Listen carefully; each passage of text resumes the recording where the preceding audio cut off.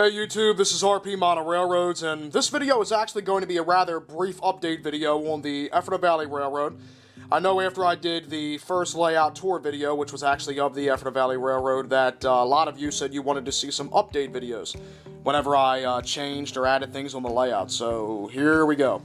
So as far as the Ephrata Valley Railroad, I was originally thinking that I wasn't going to be adding anything new to this layout until I discovered the idea of oil derricks, or oil wells. Obviously, coal was a major product in Pennsylvania, which is where I live, that fed the railroads like the Reading Railroad, the Lehigh Valley Railroad. So my goal was to try to replicate that in HO scale form while still trying to keep the whole vintage look, which I think I did pretty good with that. And obviously then I got into the lumber industry with the York Sawmill and Lumber Company and the RWP Building Supply Company over there. But I did realize that this layout didn't have any oil industry on it. So I happened to be searching on eBay, looking up some products for the new N-Scale Santa Fe Paradise layout, and I stumbled across these laser cut oil derricks, which are actually made by the same seller that they did an incredible job laser cutting these, by the way, out of wood. They did an incredible job. They made N-scale versions, and then I found out that they made HO scale versions. So of course, once I found that out, I bought 3 kits and built them and decided to spray paint them red.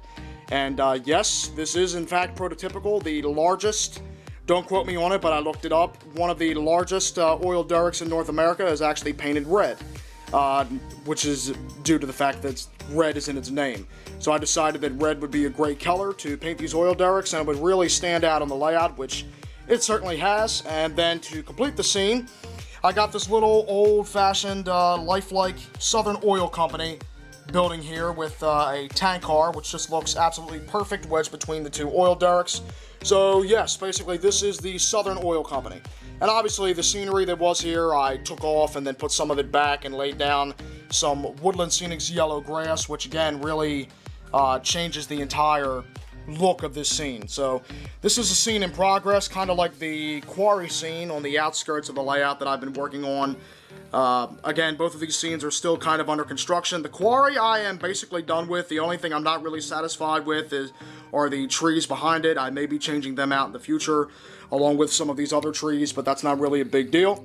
But I did want to give you guys an update that yes, now the oil industry is represented on the Ephrata Valley Railroad.